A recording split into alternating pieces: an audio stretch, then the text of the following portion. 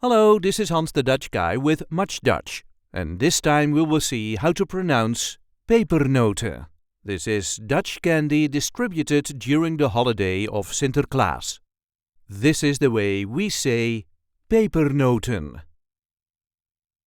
Pepernoten. There is a light emphasis on the first syllable. Pepernoten. Pepernoten.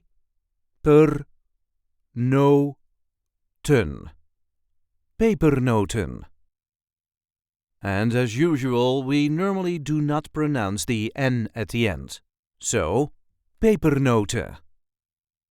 Pepernoten. I hope this video was helpful. You can help us by liking it and by subscribing to our channel. We also have memberships available with perks such as requesting words and sentences. And we do have plenty of other content here, so be sure to check that out too. Tot ziens!